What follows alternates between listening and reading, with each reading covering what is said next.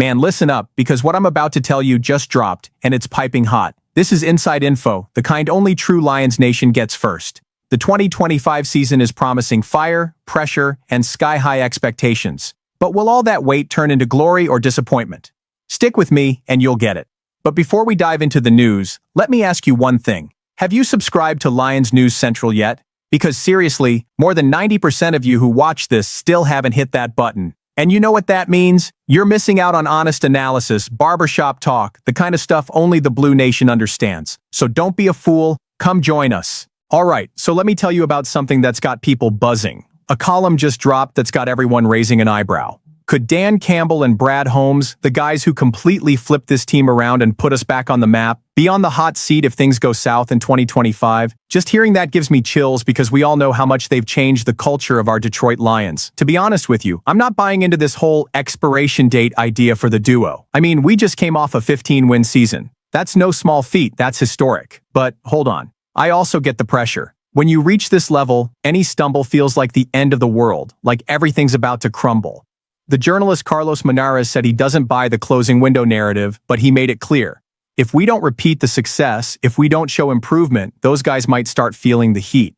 And think about it. The NFL is a tough business. It doesn't matter what you did yesterday, it's always about what you're going to do tomorrow. Now, looking at our roster, we are so much better structured than we were a few years ago. Holmes has brought in depth, talent, and grit. But there's that one painful detail nobody likes to talk about. The offensive and defensive lines. Man, if guys start going down with injuries, things are going to get ugly. And everyone knows games are won in the trenches. Campbell, in his own way, even talked this week about how important that first game is. Against a division rival, on the road, in prime time. The guy gets fired up, he's all heart, but he's also aware. You can't get too excited too early. That makes me believe the locker room is ready, that the team is in the right headspace. But just think, what if we lose that first game to the Packers at Lambeau? What if we then get stomped by the Bears with Caleb Williams going off, or the Vikings with that kid McCarthy surprising everyone? Then, my friend, the media will have a field day, and there's no way to sugarcoat it. That's the pressure of the game. Now, as a diehard fan, I'll tell you this. Campbell and Holmes deserve credit. They've rebuilt the DNA of this franchise. But if this year ends in a fiasco, without a division title or a playoff spot, then even I'll have to admit,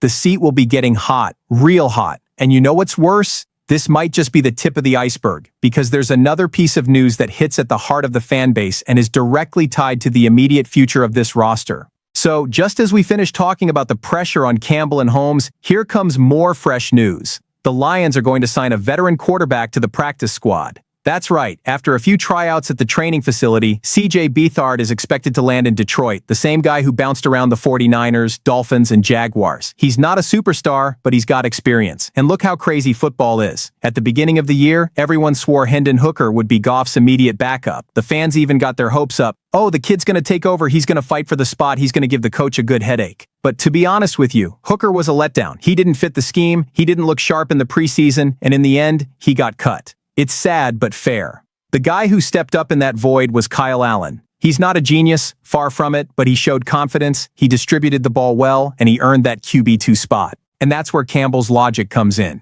Keep two on the main roster and have a veteran on the practice squad, just for insurance. The NFL is long and tough, and when you least expect it, an injury can change everything. Now, about Beathard himself.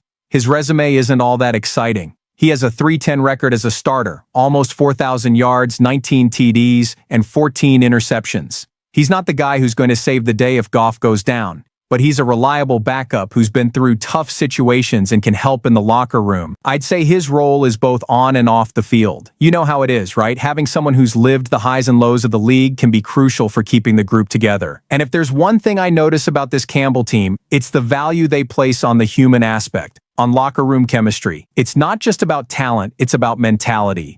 And let's be real, the fans might roll their eyes, but anyone who remembers the panic when Goff got hit hard 2 years ago knows you can never have enough experience. It's that classic better safe than sorry approach. For me, this move shows maturity from the front office. It's not a headline-grabbing signing. It's a strategic, behind-the-scenes one. It might seem like a small detail now, but down the line, it could save our season. And I'll tell you what, if Beathard ever needs to step in and surprises everyone, Lions Nation will have to eat a lot of rival jokes. But hold on, because this is just a warm-up. The next bombshell that's floating around involves a big-time trade, a huge name, a player who can make a real impact, And if it happens, it could completely change the level of our defense. Now hold on tight because this is the kind of news that makes a whole stadium stop breathing. They're saying that Trevon Diggs, yeah, the star cornerback from the Cowboys, could end up in Detroit. Just imagining the guy in Honolulu Blue, my heart starts racing because we all know the secondary is a weak point and it could cost us dearly on a Super Bowl run. Look at the context. The Cowboys already sent Micah Parsons to the Packers in a move that left half the world scratching their heads.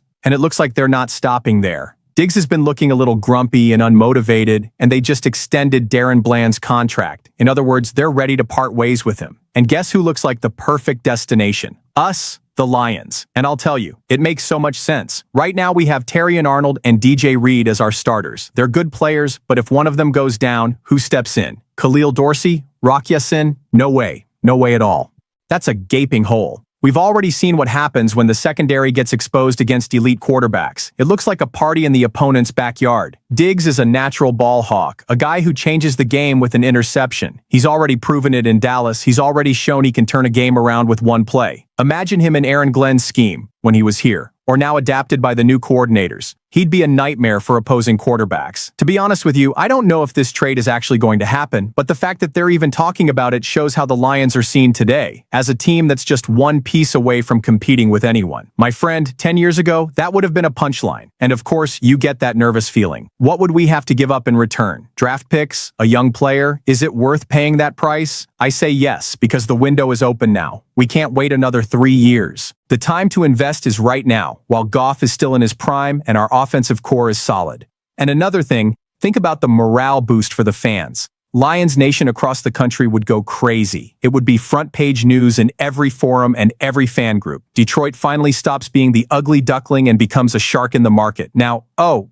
wait a minute. Just thinking about that possibility makes me anxious. But calm down, because the next piece of news isn't just about an arrival. It's about a departure, a tough decision, a beloved guy who just couldn't hold on to his spot on the roster. And get this, while we're dreaming of a big-time defensive boost, there's also the harsh reality of the NFL, when a player grinds all year long and still ends up getting cut. That's what just happened with Isaac Ukwu, a defensive end who was on our practice squad. The guy dedicated himself, bulked up, even talked about setting the edge better. But in the end, to make room for veteran CJ Beathard, he was released. It's the cruel part of the game. I know most fans didn't even know Ukwu's name, but for those who follow more closely, you could see he had heart. He played at James Madison, then Ole Miss, came in undrafted, and grabbed his chance in Detroit. That's the life of the guys who are on the line between making the dream a reality and just being another number in the stats. He even said during the preseason, he wanted to be stronger, tougher against the run, especially remembering the difficulty against the Vikings last year. And it even looked like he had improved. He showed progress in practice.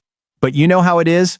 When the coaching staff looks at the big picture, it's not always about effort. It's about fitting in, about having a spot on the roster, about priorities. And this brings up another point that's dividing the fan base, Campbell's confidence in the new coordinators. After Aaron Glenn and Ben Johnson left to become head coaches for other teams, there was a huge hole. A lot of people thought, that's it, it's all going to fall apart. But Campbell was firm. He said he has a lot of faith in the guys who took over, that the roster is mature and will make up for any adjustments. To be honest with you, I like that attitude. The coach can't show doubt, otherwise the locker room will crumble. But we can't ignore the facts either. New coordinators always bring a risk, a different scheme, adaptation. And when the season starts, there's no time for a test run. In Ukwu's case, maybe he'll still find a spot somewhere else, another practice squad, because he showed improvement. But here in Detroit, the message was clear. The priority now is to reinforce critical areas, like a backup quarterback and defensive depth with more experienced names. This shows how focused the team is on immediate results. And you know what? It leaves me with that bittersweet feeling. On one hand, I'm happy to see the front office making practical decisions, thinking about winning right now.